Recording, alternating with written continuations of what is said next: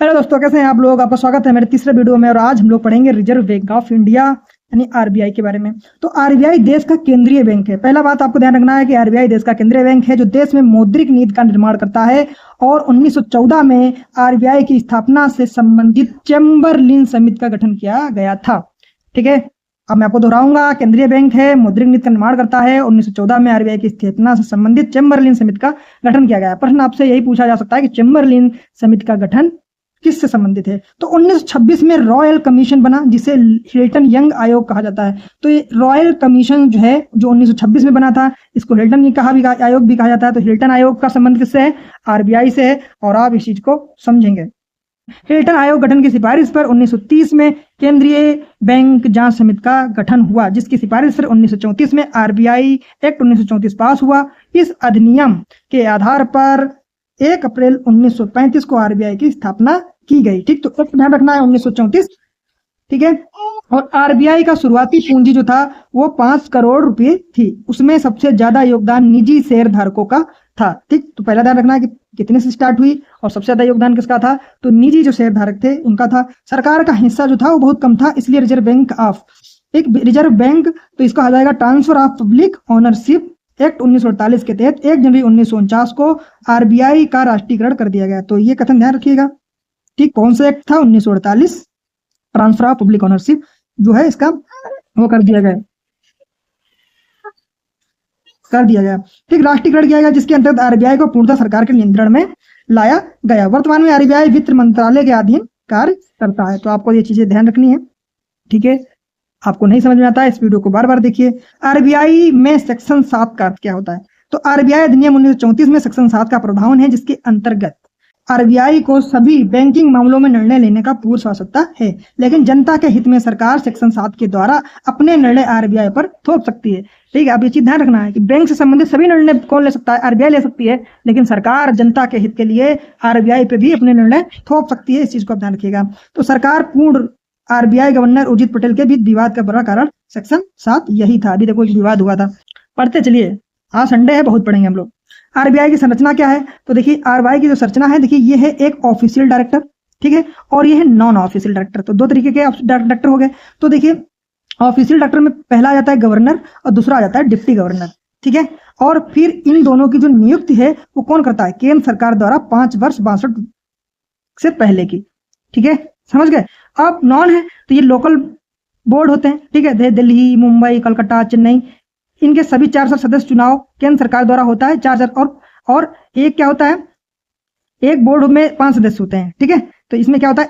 सभी 4 सदस्यों का चुनाव केंद्र सरकार द्वारा होता है। हर बोर्ड में 5 सदस्य होते हैं। ठीक है, तो इसको ऐसा समझ लो, केंद्र बीआई है, इसके क्या है? इसके 4 बोर्ड हैं और उन बोर्डों में 5 सदस्य होते हैं। उनका चयन कौन करता है? केंद्र सरकार। डिप्टी गवर्नर और गवर्नर का भी कौन करता है? केंद्र सरकार। तो इनका कार्यकाल 5 वर्ष होता है या वो 62 वर्ष से पहले तक। ठीक है, फिर होता है, इधर देख लेते हैं, ये सभी आरबीआई गवर्नर द्वारा नामित होते हैं। कौन? Non official. और फिर बाकी के जो होता है वो आरबीआई गवर्नर कर लेता है। ठीक है, तो ये उसकी स्ट्रक्चर हो गई। इसे है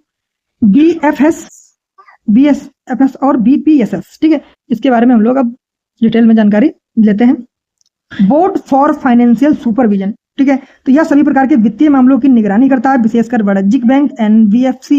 इसका अध्यक्ष आरबीआई गवर्नर होता है और इसकी बीएफएस की स्थापना 1994 में की गई। ठीक है, अब बीपीएसएस क्या होता है? Board of payment and settlement. Bharat में किए जाने वाले सभी पेमेंट के बीपीएसएस के द्वारा किए जाते हैं। यह बीपीएस कानून 2007 द्वारा संचालित किए जाते हैं, जबकि बीपीएस की स्थापना 2005 में की गई थी। तो इस चीज को आप लोग ध्यान रखिएगा कि कौन से 2 आरबीआई के अंदर बोर्ड काम करते हैं। तो एक बोर्ड है पेमेंट एंड सेटलमेंट और एक है बोर्ड ऑफ फाइनेंशियल।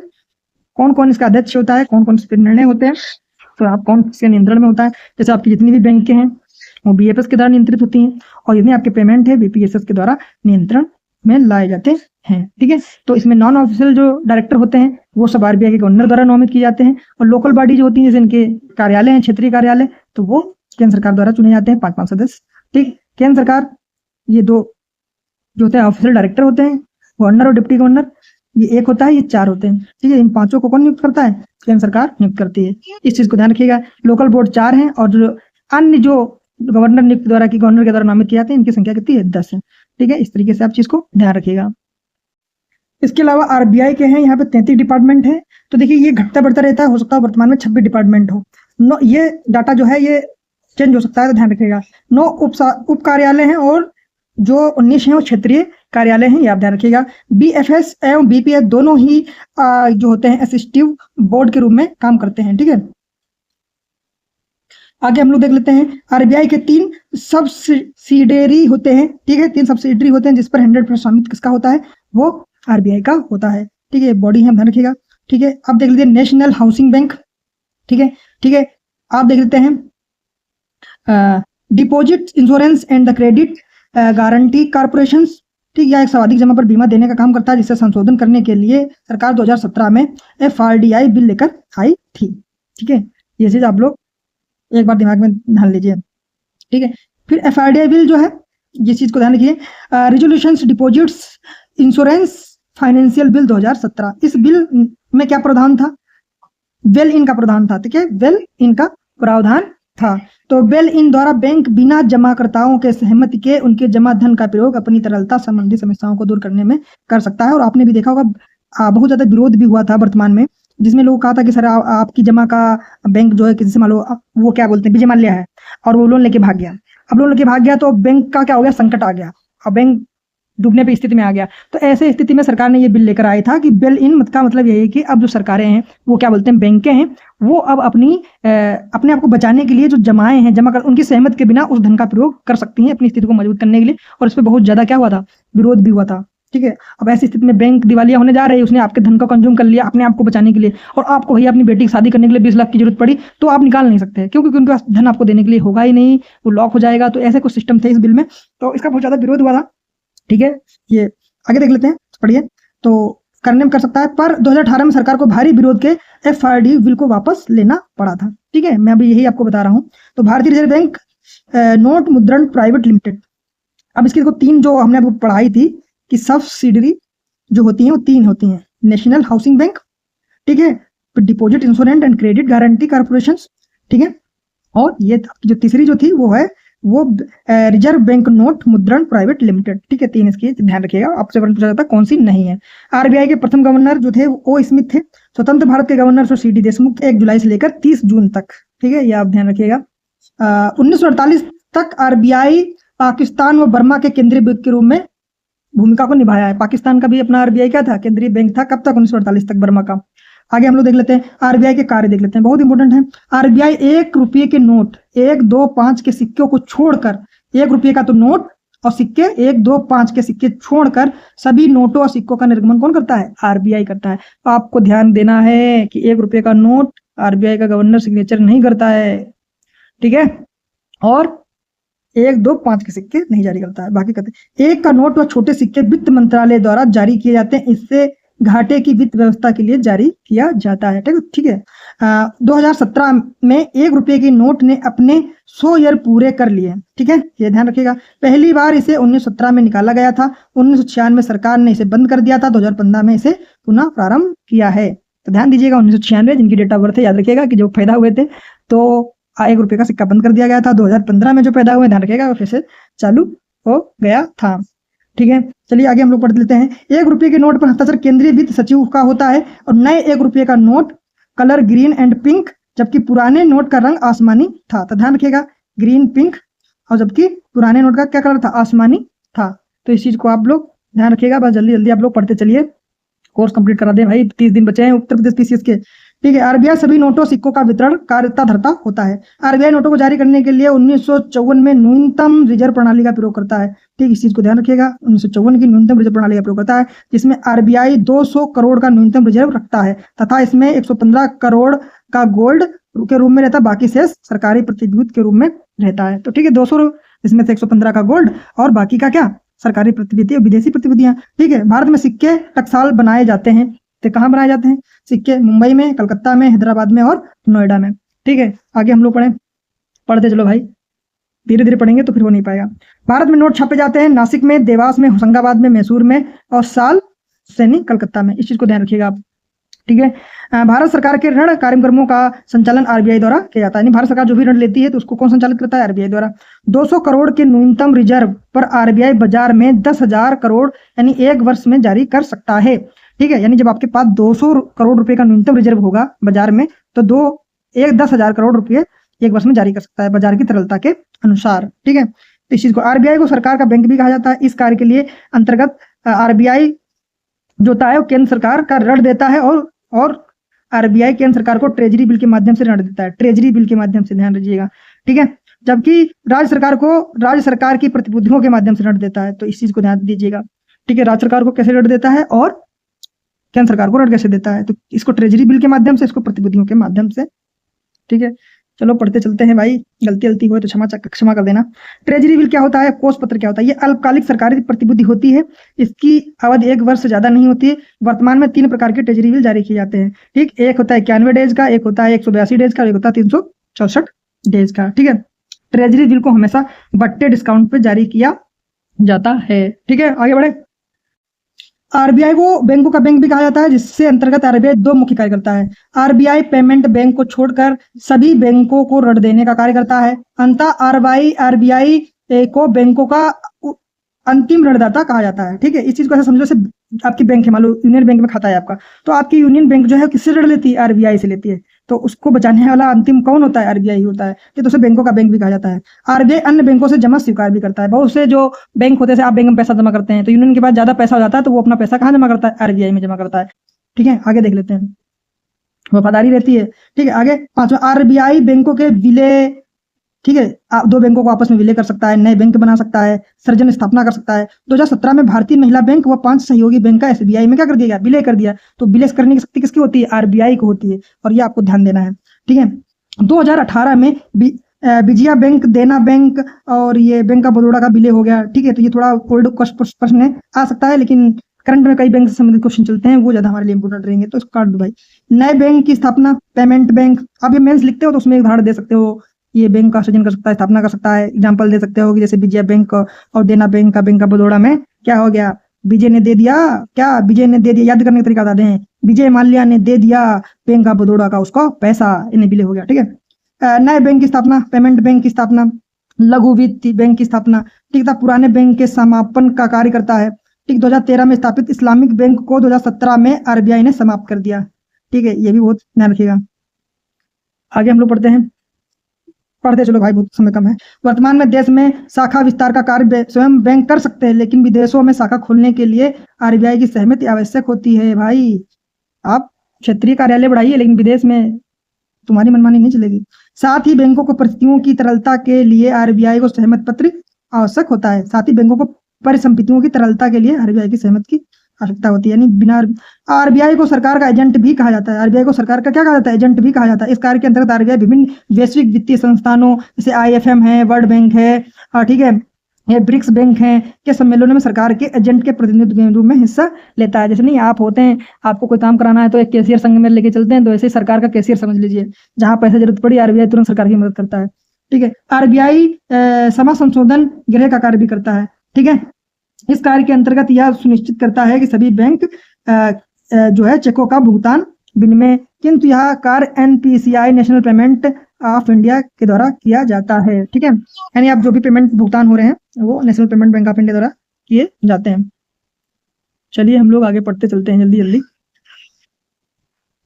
ठीक, 2010 में चेक में सीटीएस चेक क्या है? ये ट्रांजैक्शन सिस्टम प्रणाली को शुरू किया गया था, जो चेक में वाटरमार्क की जगह पर प्रतिबंधित होता था, जो चेक क्लियरिंग सिस्टम को और भी तीव्र बना देता था।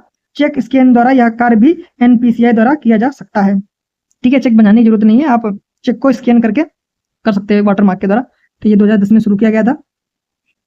अब ये बदलते रहते हैं, चेंज होते रहते हैं। अब देखते हैं एनपीसीआई क्या है। एनपीसीआई क्या है, ये बहुत जरूरी है। यदि आप ऑनलाइन भुगतान करते हैं तो आप इस चीज को ध्यान रखिएगा कि भारतीय राष्ट्रीय भुगतान निगम देश में वित्तीय समावेशन को बढ़ावा देने के लिए इसे स्थापित किया गया। ठीक है, तो वित्तीय समावेशन एक कंसेप्ट है, इसको आप बहुत अच्छे से ध्यान रखिएगा। इसे 2008 में सरकार आरबीआई व 10 बैंकों द्वारा 300 करोड़ की संपत्ति स्थापित किया गया। तो ध्यान रखिएगा कि कितनी बड़ी चीज है कि 10 बैंक और आरबीआई ने मिलकर इसको बनाया है। ठीक है, यह एक गैर लाभकारी संगठन है, इसका उद्देश्य लाभ कमाना नहीं है। लाभ आप पेमेंट करते हैं कि आपका पेमेंट करता है? नहीं करता है, तो इसका मतलब क्या है? ये गैर लाभकारी संगठन है। ठीक है, इसे अम्ब्रेला संगठन भी कहा जाता है, क्योंकि एनपीसीआई कई कार्य करता है, जैसे भीमैप, यूपीआई और आईएमपीएस का निर्माण, देश के सभी एटीएम को आपस में जोड़ने का कार्य। जैसे आपने देखा होगा कि आपका यदि बैंक ऑफ इंडिया का एटीएम है तो आप स्टेट बैंक ऑफ इंडिया से भी पैसे निकाल सकते हैं। ठीक है, यह कार्य एनपीएस यानी नेशनल फाइनेंशियल स्यूज के अंतर्गत किया जाता है। ठीक है, एनपीएस, तो ये आप ध्यान रखिएगा। यदि आप अदर एटीएम से पैसा निकालते हैं तो एनपीएस का कॉन्सेप्ट याद रखिएगा। खुद ही विचार आता होगा कि हम बैंक ऑफ इंडिया का एटीएम लेके चल रहे हैं और एसबीआई से पैसा निकाल रहे हैं तो हमारा चार्ज क्यों नहीं कटता है। इस चीज को ध्यान रखिएगा, ये नेशनल फाइनेंशियल स्यूज के अंतर्गत किया जाता है। चेक क्लियरिंग में सीटीएस प्रणाली, चेक में कौन सा, सीटीएस प्रणाली, और ऑनलाइन पे उसमें एटीएम से एनपीएस प्रणाली जो होता है, और डेबिट कार्ड का निर्माण। ठीक है, NEFT national electronic fund transfer and RTGS real time gross settlement, ठीक, का कार्य बैंक द्वारा किया जाता है, आरबीआई के नियंत्रण में किया जाता है। आरबीआई भारत सरकार के ऋणदान कार्यक्रम को भी संचालित करता है। ठीक है, जो भारत सरकार ऋणदान करती है उसको भी आरबीआई संचालित करता है।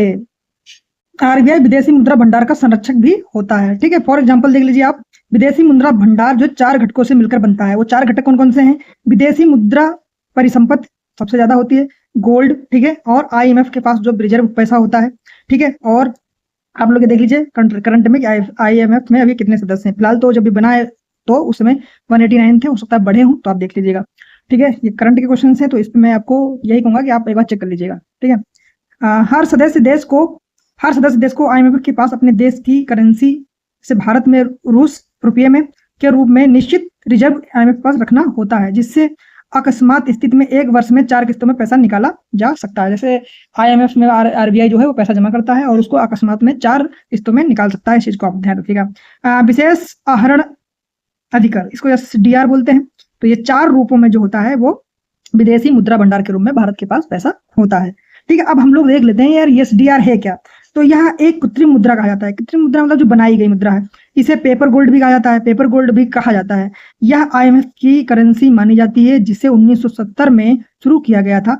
पहले एसडीआर बास्केट में शामिल थे डॉलर, पाउंड, येन, मार्क, फ्रैंक, ठीक, जो पहले शामिल थे। ठीक है, इस चीज को आप लोग ध्यान रखिएगा। एसडीआर देखो कॉन्सेप्ट है और ये हमेशा अखबारों की चर्चा में रहता होगा, तो इसको पढ़ते रहिए। यदि आप करंट अफेयर पढ़ रहे होंगे तो इसके बारे में आपको जानना बहुत जरूरी है। ठीक है, तो ये बास्केट जो थी एसडीआर की, ठीक है, तो पेपर गोल्ड किसे कहते हैं इसको ध्यान रखिएगा। बाद में मार्क, फ्रैंक को यूरो में शामिल कर लिया गया। इस प्रकार 2016 से पहले एसडीआर बास्केट में 4 मुद्राएं होती थी, डॉलर, पाउंड, येन और यूरो। ठीक है, 2016 में रेनमेवी यानी चीनी यूरो को एसडीआर बास्केट में शामिल कर लिया गया। वर्तमान में एसडीआर में 5 मुद्राएं हैं। ठीक है, ये ध्यान रखिए। वर्तमान में भारत का जो विदेशी मुद्रा भंडार है वो $390 बिलियन है। इस चीज का आप ध्यान रखिएगा। ठीक है, वर्तमान का ये ध्यान रखिएगा, अब बढ़ता घटता रहता है। तो 2018 से पहले पिछले 5 साल में भारत का विदेशी मुद्रा लगातार बढ़ रहा है। आरबीआई देश में मौद्रिक नीति का निर्माण करता है और यह मौद्रिक नीति 2 प्रकार की होती है, सस्ती मुद्रा नीति और महंगी मुद्रा नीति। ठीक है, तो सस्ती मुद्रा नीति जो है वो महंगी मुद्रा नीति क्या होती है तो देख लेते हैं हम लोग। इसको देखो क्या बोलते हैं, गिद्ध भी बोलते हैं। क्या होता है, गिद्ध। ठीक है, चीप मनी पॉलिसी क्या होती है। ठीक है, जब आरबीआई ब्याज दरों में कमी करता है तो उसे चीप मनी पॉलिसी कहते हैं। ठीक है, चीप मनी पॉलिसी कहते हैं। और जब आरबीआई ब्याज दरों में वृद्धि करता है तो उसे डियर मनी पॉलिसी कहते हैं। ठीक है, महंगी मुद्रा या कड़ी मुद्रा नीति कहते हैं। ठीक है, तो सस्ती मुद्रा नीति से बाजार में तरलता में क्या होता है, तरलता में वृद्धि होती है। क्यों होती है भाई तरल, क्योंकि भाई ब्याज जो सस्ता हो जाएगा, सब लोग लोन लेंगे, तो इससे अब स्पीड कंट्रोल होती है। ठीक है, तो डिफ्लेशन कंट्रोल होता है। इस चीज को ध्यान रखिएगा। अब ऐसा समझ लीजिए, जब ब्याज, ऐसे मान लो प्रश्न आ गया, ब्याज दर कम हो गई तो किस पे प्रभाव पड़ेगा, महंगाई पे या मंदी पे, तो मंदी। ठीक है, इसको नियंत्रित किया जाता है। ठीक है, महंगी मुद्रा नीति से बाजार में तरलता नियंत्रित होती है, जिससे इन्फ्लेशन को कम किया जाता है। ठीक है, इस चीज को ध्यान रखिएगा। अब तो मैं कॉन्सेप्ट समझ चुका हूं, तो दोनों ओके कर लूंगा मैं।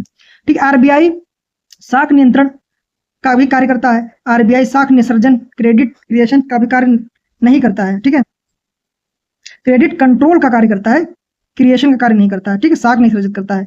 ठीक है, साख सृजन का कार्य वाणिज्यिक बैंक करते हैं। साख सृजन का मतलब जैसे है कि आपने बैंक में पैसा जमा किया, बैंकों ने उस पैसे को कहीं लगा दिया या किसी को ब्याज पे दे दिया, तो जो ब्याज उनको मिला इसको साख सृजन कहते हैं। आरबीआई लोन नहीं देता है, वो ब्याज नहीं लेता भी होगा तो संचालन के लिए अपने वाणिज्यिक बैंकों से लेता होगा, लेकिन उसका उद्देश्य पैसा कमाना नहीं होता है। साख सृजन नहीं करता, लेकिन साख को कंट्रोल करता है, बैंकों को संचालित करता है। आगे बढ़ते हैं। RBI credit control. RBI credit control कैसे करता है, देखिए, एक करता है मात्रात्मक, एक करता है गुणात्मक। तो मात्रात्मक में देखो बैंक रेट को कंट्रोल करता है। ठीक, खुले बाजार की क्रिया करता है, अनुमातिक कोष प्रणाली का कार्य करता है। तो बैंक रेट क्या होता है, सीमांत लागत पर उधार देता है। ठीक है, सीमांत लागत पर उधार देता है। और खुले बाजार की प्रक्रिया से रेपो रेट हो गई, रिवर्स रेपो रेट हो गई। ठीक है, इसमें आपके पास सीमांत स्थायी सुविधा, ठीक है, और तरलता समायोजित सुविधा, नगद कोष अनुपात CRR और CSLR, ठीक है, सर्वाधिक तरलता अनुपात। तो ये जो है इसकी मात्रात्मक हो गई। गुणात्मक कैसे करता है देखिए, तो ये चयनात्मक, साख नियंत्रण, साख की राशनिंग, नैतिक दबाव और प्रत्यक्ष कार्यवाही। तो ये जो चीजें हैं ये सब हम चीजें पढ़ेंगे। बस आपको ध्यान रखना है कि कौन सी गुणात्मक है और कौन सी मात्रात्मक है।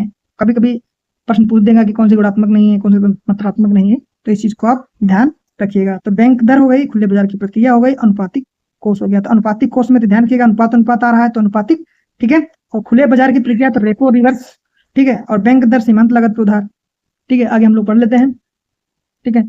तो आरबीआई का साख नियंत्रण देखो कैसे होता है। तो आरबीआई साख नियंत्रण के द्वारा बैंक तथा बाजार की तरलता को नियंत्रित करती है। इसके लिए वह निम्नलिखित साधनों का प्रयोग करती है। तो पहला पढ़ लेते हैं बैंक रेट। और बैंक रेट जो है, बैंक इसको बोलते हैं, ठीक है, ब्याज दर। तो या वह दर होता है जिस पर आरबीआई बैंक को दीर्घकालीन ऋण देती है, ठीक है। तो बैंक रेट क्या होता है, तो जिस दर पे आरबीआई दीर्घकालीन ऋण देती है किसको, बैंकों को। तो वर्तमान में 6.75 है। बैंक रेट को पुनर्कटौती दर भी कहा जाता है। तो इसको पुनर्कटौती दर भी कहा जाता है। तो इसका देखो ग्राफ पढ़ लेते हैं। जैसे आरबीआई है, आरबीआई ने 90 रुपये किसको दिए, बैंक को। और बैंक ने ये 80 रुपये किसको दे दिए, व्यापारी को 10 रुपये अपने पास रख लिए। और व्यापारी ने या व्यक्ति ने ये 100 रुपये लौटाए, ठीक है। इस तरीके से चलता है, दोनों का बेनिफिट होता है। आगे हम लोग पढ़ेंगे, ठीक है।